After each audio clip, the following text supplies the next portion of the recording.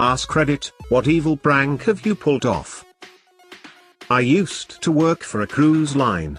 A passenger asked if the crew lives on the ship full time. I and my co-worker explained that no, the crew leaves every night to fly back to Miami and then returns each morning. She walked away satisfied. After that cruise was over, our manager was sharing the passenger evaluations with us and was confused about one in particular. It was a woman who had stayed on deck 14 and had complained that she couldn't sleep at night because of the noise of the crew helicopter. Fact 1. 1,200 crew do not leave every night but do live on the ship. Fact 2. That ship didn't even have a helipad. Question. What the F was she hearing every night? People in school used to always take my Gatorade. So I took an empty bottle, filled it with dyed salt water, and let them take my drink. Not gonna lie, it was hilarious watching one person spit salt water in the middle of class only for their unbelieving friend to do the same. I lived in Korea for a bit. When my mum came to visit, I told my Korean girlfriend it was an American custom to greet older women by touching elbows. I told my mum the same story about Korean customs. It was a thing of beauty. They were not pleased. Over a decade ago I worked in the warehouse of a Guitar Center. We dealt with inventory, shipping and receiving. We had a dumpster behind the store in a shared parking lot that people would leave random things in even though it was not a public dumpster. One day we found a broken beach chair in an open cardboard box. The box had a shipping label on it. It was left in such a way that it was easy to assume that the chair-box combo was left by the same person. We packed the beach chair in another box and shipped it back to the customer. I wish I was there to see the person's face when they received their trash back via UPS. Haha. I did something similar, but nowhere near this epic. There is a used bookstore that I go to sometimes. This bookstore sells used postcards. I bought a few that had been previously sent 20-30 years prior. I then slapped a fresh stamp on them and tossed them into the mailbox. I wish I could have seen the people's reaction when they showed up. It's all fun and games until you get a postcard from someone who's been dead for a decade and you freak the F out. I worked in an office that had 4 offices with shared partitions that had glass at the top.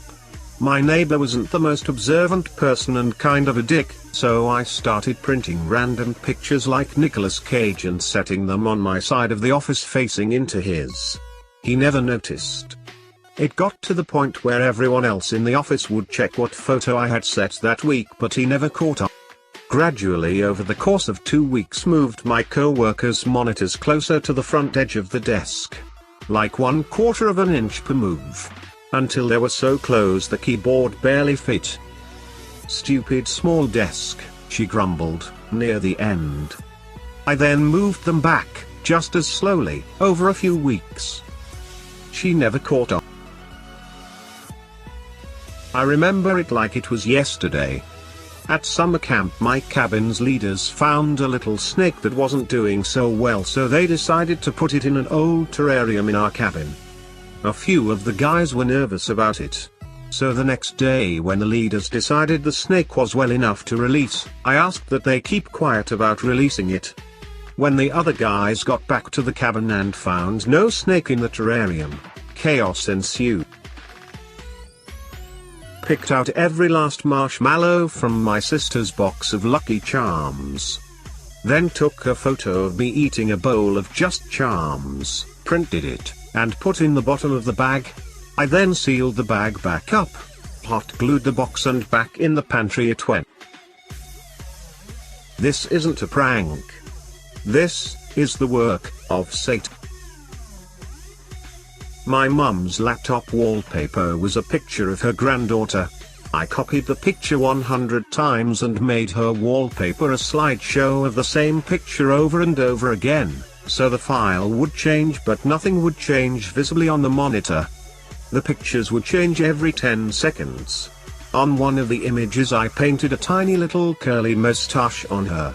So randomly for 10 seconds my niece would have a mustache. My mum thought she was either losing her mind or had a computer virus, and every time the moustache popped up, it was gone by the time she tried to show anyone.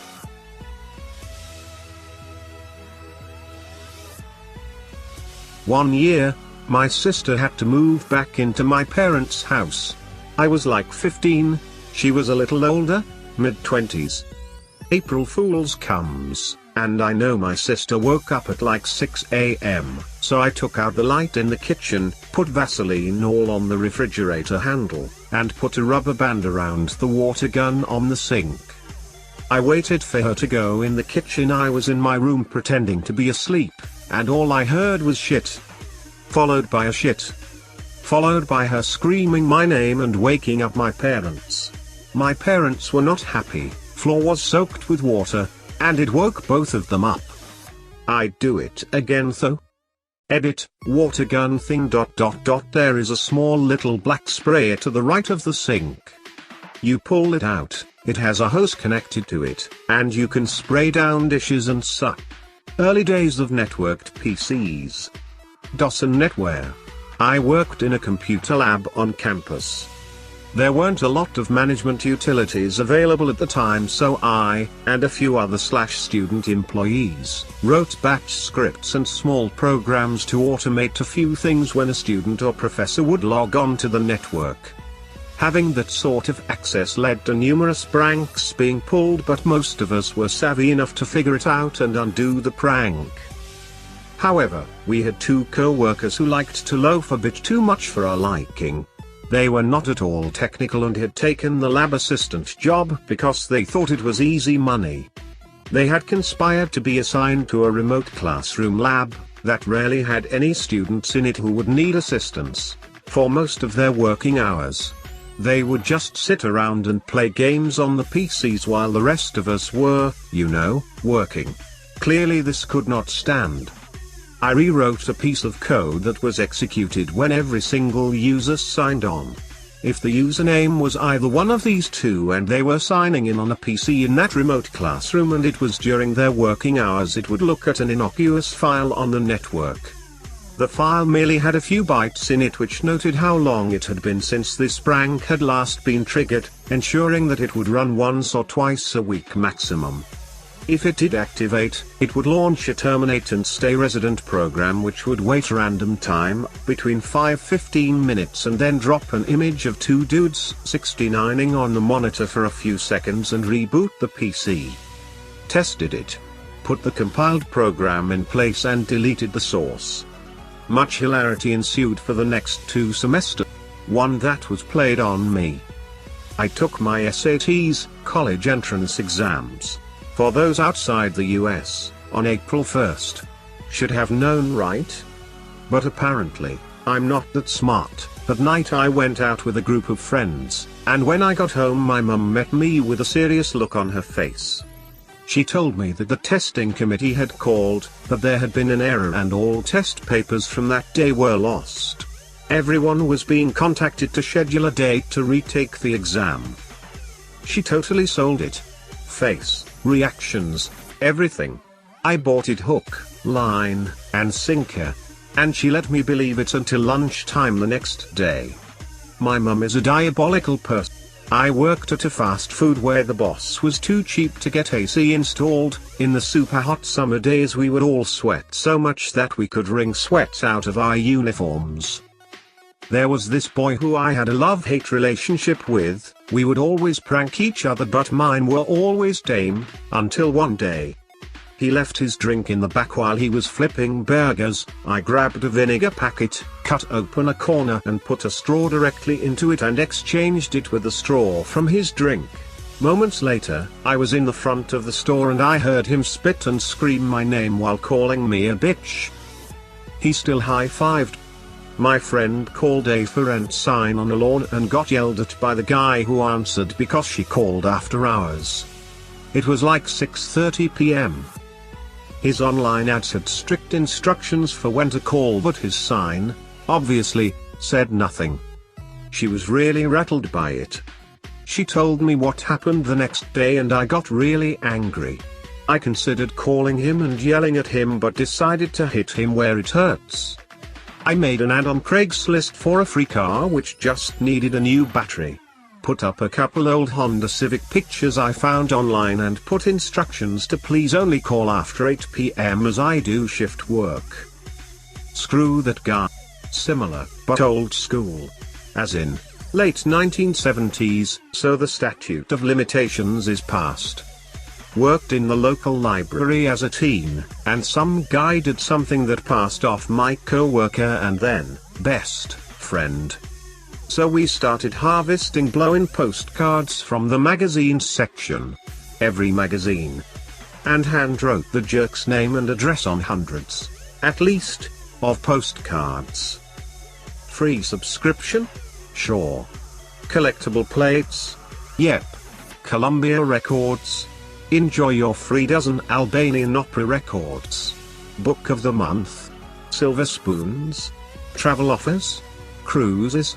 Bring 'em all on. Do you know how many magazines libraries get? Or got, back then? The New Yorker. Sports Illustrated. Cosmo. Playboy. Reader's Digest. Car and Driver. Road and Track. National Geographic. Photography. Model railroading. Science fiction. Every niche you can imagine. And we had 13 months or more of each.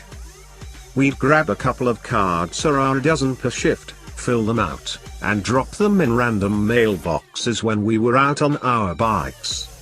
Took a couple months to kick in, and several more months for the tsunami to really hit. USPS stopped delivering to his house. Police were called, but the processing houses evidently didn't keep the postcards, and my prints weren't in the system yet anyway. We stopped after a Christmas break flurry. Until right before school started the following summer.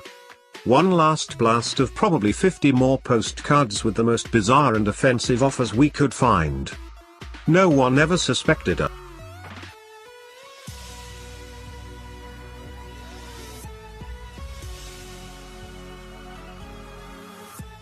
Thank you for watching.